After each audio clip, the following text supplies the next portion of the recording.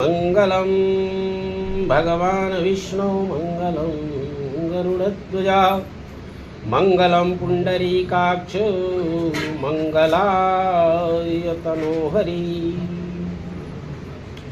सर्वाबाधा विनिर्मुक्तौ धनधान्यासुतान्वितौ मनुष्यो मत्प्रसादेन भविष्यति न संशयः।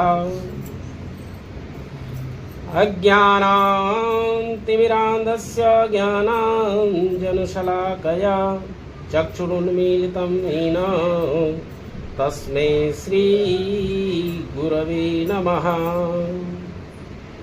वसुदेवसुतं देवं कंसचाणूरमर्दनं देवकी परमानन्दं कृष्णं वन्दे जगद्गुरुं। कृष्णं वन्दे जगद्गुरुं। ध्येयं सदा परिभवग्नमविष्टदोहं तीर्थास्पदं शिवविरञ्चिनुतं शरण्यं भृत्यार्तिहं प्रणतपालभवाब्धिपोतं वन्दे महापुरुषते चरणारविन्दम्। बोले सत्यनारायण भगवान की जय।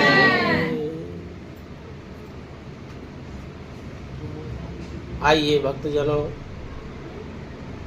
भगवान सत्यनारायण की श्री चरण कमलों का आप हम सब भाव से, भक्ति से, श्रद्धा से, विश्वास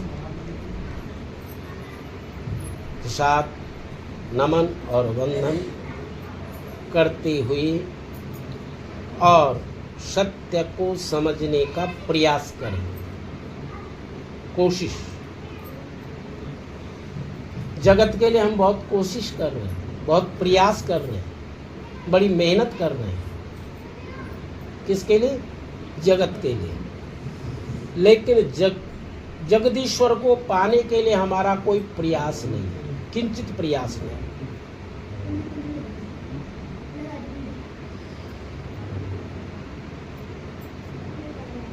प्राप्त क्या करना चाहिए, क्या नहीं करना चाहिए, हमें सत्य को प्राप्त करना है। लेकिन हम सत्य की प्राप्ति के लिए नहीं, असत्य की प्राप्ति के लिए छटपटा रहे हैं, प्रयास कर रहे हैं, असत्य को पाने के लिए। ब्रह्म सत्यम जगन मिथ्यम, ये वेदवाणी है, शास्त्रों का वाक्य है, समझ नहीं पा रहे हैं। ब्रह्म सत्यम जगन मिथ्यम, ब्रह्म माने जिसने इस जगत का निर्माण किया, इस जगत को बनाया, वह सत्य है, और जो बनाया वह सत्य नहीं है। ये जगत बनाया,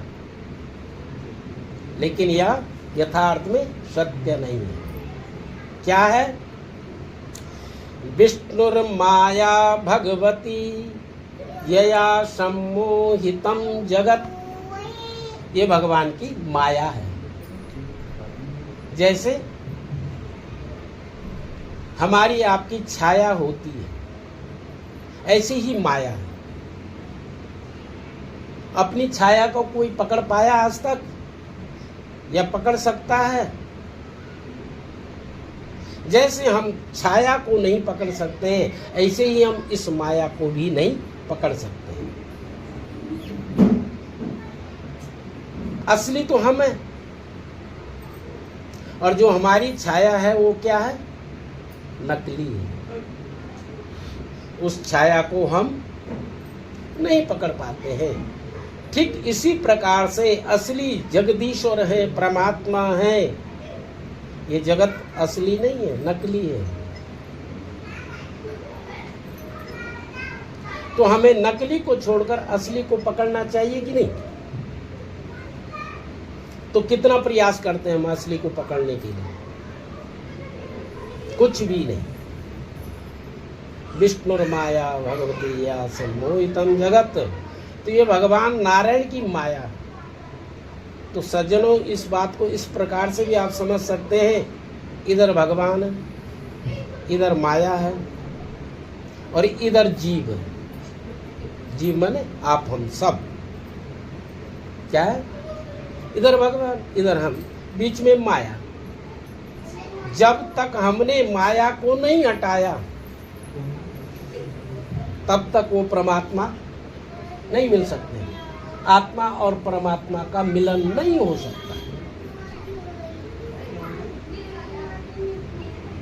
आपके हमारे बीच में कोई पट डाला जाए, वस्त्र डाला जाए, कपड़ा डाला जाए, तो आप हमें नहीं देख पाएंगे, हम आपको नहीं देख पाएंगे। तो इसका मतलब ये नहीं होता कि हम नहीं है या आप नहीं है। आप भी हैं और हम भी हैं, तो दिख क्यों नहीं रहे? बीच में पट पड़ा है, अज्ञान पड़ा है, माया पड़ी है, अंधकार पड़ा है। अंधकार में जैसे हमें कुछ नहीं दिखाई देता है, ठीक इसी प्रकार से आत्मा और परमात्मा के बीच में ये माया पड़ी है। इस माया का बंधन, इस माया से ऊपर उठकर हमें चलना पड़ेगा, तब जाकर हम सत्य की ओर अग्रसर हो सकते हैं। तो इस सत्य को जानने के लिए शौनकादि 88,000 ऋषियों ने श्री सूत जी महाराज के चरणों में बैठकर नमन किया और वंदन किया और प्रार्थना की।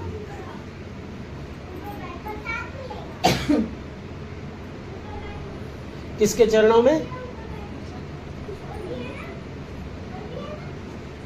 हाँ जी,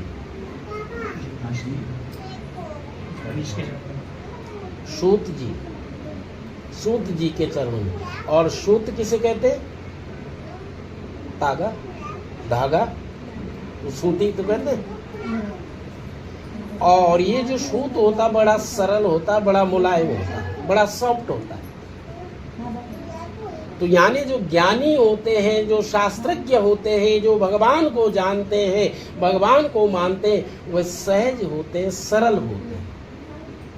ऐसे ज्ञानी महात्माओं के चरणों में बैठकर, ऐसे गुरुजनों के चरणों में बैठकर भवबंधन से मुक्त हो सकते हैं। आज क्या है? आज गुरु पूर्णिमा। सब जानते हैं लेकिन मानते नहीं। गुरु बिन भवनिधि तरहि न कोई, जो विरंच शंकर सम होई। गुरु के बिना किसी की सदगति नहीं है। तो क्या हैं आपके गुरु? नहीं। अगर कदाचित कोई गुरु हैं भी तो उनको, गुरु को मानते नहीं। गुरु पूर्णिमा, गुरु ही हमारी पूर्ण माँ है। ये है गुरु पूर्णिमा का अर्थ। जैसे हमारी माँ माँ होती है और हमारी माँ हमारा हर प्रकार से खान पान, रहन सहन, हर प्रकार का ध्यान रखती है, तो उसको माँ कहा जाता है। तो यहाँ गुरु पूर्णिमा, अगर हमारे जीवन में कोई गुरु है, गुरु मंत्र हमने लिया है, तो वह मंत्र, गुरु का दिया हुआ ज्ञान, वह हमारी माँ की जैसे रक्षा करेगा, कदम कदम पर रक्षा करेगा। गुरु तो साथ में नहीं जा सकते, लेकिन गुरु मंत्र साथ में रहता है। उस गुरु मंत्र का सहारा लेकर हम इस जगत से, भव से पार हो सकते हैं। नहीं तो इस भव सागर में यहीं गोते खा करके और यहीं डूब जाएंगे। डूब जाएंगे का मतलब नरक चले जाएंगे। भव सागर जो है ना, ये गोता खाकर और प्राणांत हो जाएगा। और शरीर का नाश हो जाएगा, आत्मा का नाश नहीं होता है, और फिर ये आत्मा दूसरे शरीर में जाएगी। अब दूसरा कौन सा जाएगा? जो जीवन पर्यंत आपने किया होगा।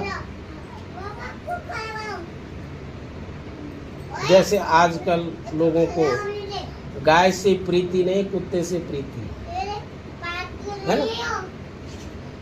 बहुत सारे माता पिताओं की सेवा नहीं कर रहे हैं, लेकिन कुत्ते की बड़ी सेवा कर रहे हैं। शाम सुबह नहलाना धुलाना खिलाना पिलाना। जो हमारी संस्कृति है, गौ सेवा, गुरु सेवा, भगवत सेवा, वह कुछ नहीं।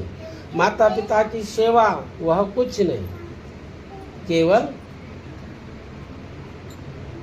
जो नहीं करना चाहिए वो कर। तो जब तक जीवन में गुरु धारण नहीं किया, गुरु मंत्र नहीं लिया, तब तक कल्याण नहीं हो सकता है। अब कोई जरूरी नहीं कि गुरु हम किसी संत को बनाए, किसी महात्मा को बनाए, किसी बहुत बड़े विद्वान को बनाए, ऐसा भी जरूरी है। फिर आप कहोगे जी हमने तो कोई गुरु बनाया नहीं। अगर देखा जाए तो प्रत्येक जीव की माँ गुरु है। माता प्रथमा गुरु, प्रथम गुरु माँ है। बच्चा जो कुछ भी सीखता है पहले माँ से सीखता है, और पहले माँ को ही पहचानता है। दूसरा तीसरा चौथा पांचवा घर परिवार सगे संबंधी, ये बात का विषय है। अगर जीव जगत में आता तो सबसे पहले माँ को पहचानता है, और कहते हैं छठी के दिन पहचानने लग जाता है ना। ये सब आप जानते हैं, इसलिए कहते हैं छठी का दूध याद आ जाएगा। 5 दिन का दूध याद नहीं रहता है, 5 दिन तक क्या हुआ क्या नहीं हुआ, पर छठे दिन बच्चे को पता लगता है कि हाँ ये कोई है। छठे दिन से मुलाकात हो जाती है, पहचानने लग जाता है, और छठे दिन से वो माँ उस बच्चे के अंदर जहर भरती रहती, अमृत नहीं, जहर। अपने दुर्गुण, अपने अवगुण, सब कुछ, बेटा ऐसा कर, बेटा वैसा कर, बेटा ऐसा हो। तो माँ में अगर सद्गुण होंगे तो अमृत भरा जाएगा उस बालक में, बालिका में, और माँ में अगर दुर्गुण होंगे तो फिर जहर ही घोला जाएगा जीवन। तो माता प्रथमा गुरु, पर माँ तो माँ होती है। माँ अपना बुरा हो जाए, लेकिन संतान का बुरा नहीं चाहती है माँ, इसलिए पहली गुरु माँ। अपने जीवन में क्या समस्या है उनको इग्नोर करके केवल बच्चे की समस्या क्या है उनका निवारण करती है। तो माता प्रथमा गुरु, तो माँ का मतलब ये पृथ्वी हमारी पहली गुरु है। इस पृथ्वी में तो हमें, हमारी माँ को भी इस पृथ्वी ने उत्पन्न किया। बोले सत्यनारायण भगवान की जय।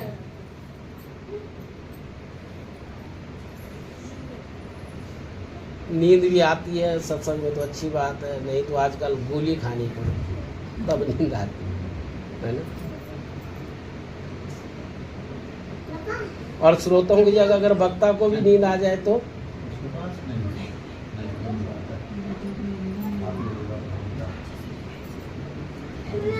बोले सत्यनारायण भगवान की जय। तो माता प्रथमा गुरु, हमारी पहली गुरु माँ है। दूसरे गुरु कौन है? पिता है। फिर तब जगत में भौतिक गुरु होते हैं, फिर शिक्षा गुरु अनेक होते हैं, जिनसे हम कुछ सीखते हैं वो भी गुरु होते हैं, है ना। और दीक्षा गुरु तो एक ही होते हैं जो हमें कान मंत्र देते हैं। तो ऐसा दीक्षा गुरु जीवन में होना चाहिए। यहाँ की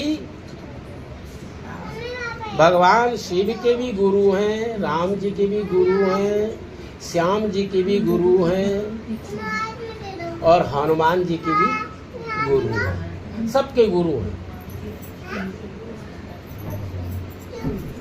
तो गुरु बिना भवनिधि तरई न कोई, बिना गुरु के इस भव सागर से हम पार नहीं हो सकते सज्जनों। तो आइए, तो श्री सूत जी महाराज जैसे गुरु होने चाहिए, सहज होने चाहिए, सरल होने चाहिए, शास्त्रज्ञ होने चाहिए। जो कुमार्ग पर ले जाता है वो भी गुरु होता है, जो हमें कुछ उल्टा सीधा सिखाता है। तो ऐसा अधम गुरु नहीं, कुमार्ग पर ले जाने वाला, भव सागर से पार करने वाला गुरु हमें चाहिए। तो ऐसे गुरु श्री सूत जी महाराज हैं, जिनके चरणों में बैठकर शौनकादि 88,000 ऋषि, कितने 88,000। और कौन है सूत जी? सूत जी मात्र अभी 16 वर्ष के, 16 वर्ष के बालक के चरणों में बड़े बड़े संत महात्मा बैठकर निवेदन कर रहे, हे गुरुदेव, हमें ब्रह्म का ज्ञान दीजिए, हमें सत्य का ज्ञान दीजिए, हमें भगवान को प्राप्त करने का मार्ग बताइए। किससे पूछ रहे? 16 साल के बालक से। जो ऋषि कोई 100 साल का, कोई 150 साल का, कोई 200 साल का, कोई 500 साल का, कोई 1000 वर्ष का, पहले हजारों साल उम्र हुआ करती थी, तब भी वह इतने लालची नहीं होते थे। और आप हम सब इस कलयुग में उम्र का कोई पता ही नहीं, फिर भी इतने लालची हैं, इतना माया में खोए हुए हैं। ऐसा लगता है कि बस ये हमारा ही है, सब कुछ हमारा है। हमारा ये शरीर नहीं है सज्जन, क्या है? शरीर भी हमारा नहीं है, और हम इस जगत को अपना मान बैठे हैं। इसलिए गुरुदेव के चरणों में बैठकर निवेदन कर रहे हैं शौनकादि 88,000 ऋषि, हे सूत जी महाराज, हम ब्रह्म को पाना चाहते हैं, सत्य को जानना चाहते हैं। सत्य को पाने के लिए क्या कोई उपाय है? श्री सूत जी ने इन ऋषियों का साधुवाद किया, धन्यवाद किया और बोला, हे ऋषियों, एक बार श्री नारद जी ने जगत का भ्रमण करके, तीर्थाटन करके, जगत के जीवों के कल्याण के लिए भगवान नारायण के सम्मुख जाकर प्रार्थना की, केनो पायेन चेतेषां दुःखनाशो भवेत् ध्रुवम्। हे प्रभु, हे नारायण, मैं जानना चाहता हूँ कि मृतलोक के प्राणियों का किस प्रकार से कल्याण होगा, उन जीवों का उद्धार कैसे होगा जो मृतलोक की माया में फंसे पड़े हुए हैं। हे मायापति जगदीश्वर, उन जीवों का उद्धार के लिए आप हमें उपाय बताए। तो भगवान नारायण बड़े प्रसन्न होकर कहने लगे, हे नारद जी, अगर आप जीव मात्र का कल्याण चाहते हैं तो उन जीवों को सत्यनारायण की क्या करें? पूजा करें, आराधना करें, नमन करें, वंदन करें।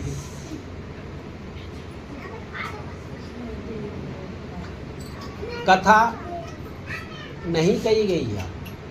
क्या कहा भगवान नारायण ने? वह जीव क्या करे?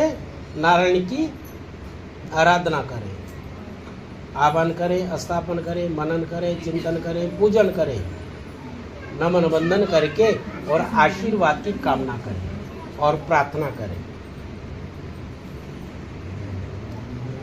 तो श्री नारद जी मृतलोक में आकर सभी प्राणियों के हित के लिए यह दिव्य उपदेश प्राणी मात्र के कल्याण के लिए बताया। तो भगवान की पूजा का कोई समय नहीं है। यस्मिन् कस्मिन्द्रिये मर्त्यो श्रद्धा भक्ति समन्विता। जब हमारे हृदय में मन में श्रद्धा उत्पन्न हो जाए, उसके लिए कोई मास नहीं, कोई दिवस नहीं, कोई दिन नहीं, कोई तिथि नहीं, कोई बार नहीं। जब अंतःकरण निर्मल हो जाए, भगवान के प्रति श्रद्धा हो जाए, भक्ति हो जाए, विश्वास हो जाए, तो भगवान का पूजन यजन नमन बंदन और पत्रम पुष्पम फलम तोयम, पत्र पुष्प जो भी अपने पास उपलब्ध है शास्त्र विधि के अनुसार, वही भगवान को अर्पण करें। जो भी परमात्मा ने दिया हुआ है, हमें शरीर दिया है तो शरीर से भगवान की सेवा करें, तन दिया है तो तन की सेवा करें, धन दिया तो धन से सेवा करें, मन दिया तो मन से सेवा करें। तो हम हर प्रकार से भगवत चरणारविंदों में अग्रसर होते रहें और अधिकस्य अधिकम फलम, अधिक से भगवान का पूजन यजन नमन बंदन करते रहना चाहिए। ऐसा करने से क्या होगा? परम कल्याण हो जाएगा।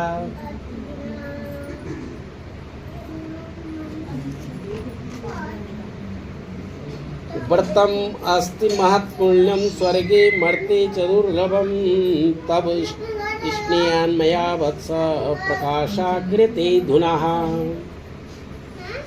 तो यह सुंदर पवित्र जो उपाय भगवान नारायण के द्वारा प्रदत्त हुआ, इस उपाय को करने से मृत्यु लोक के सभी प्राणियों का परम कल्याण होता है। एवं कृते मनुष्याणां वांछित सिद्धिर्भवेत् ध्रुवम् विशेषा कलियुगे लघुपायोस्ति भूतले।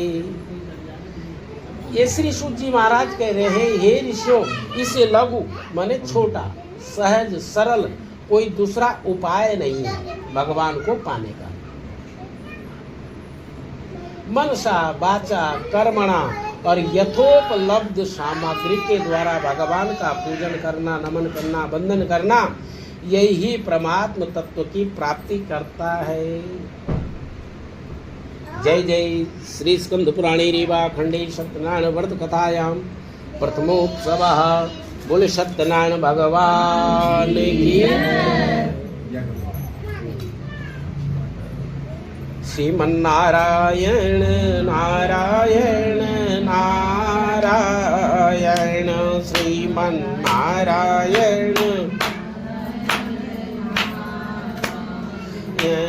लक्ष्मी नारायण नारायण नारायण लक्ष्मी नारायण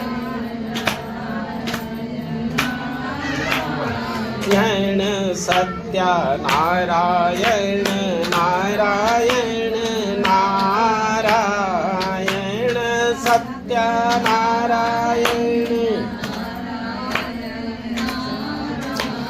यण बद्री नारायण नारायण नारायण बद्री नारायण यण श्रीमन्नारायण नारायण नारायण श्रीमन्नारायण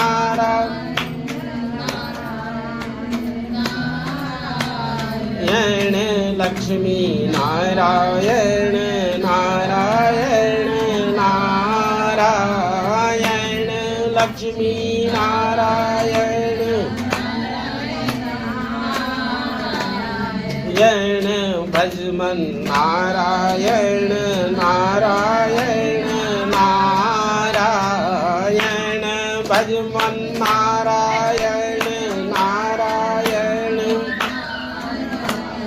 यण जपमन नारायण नारायण नारायण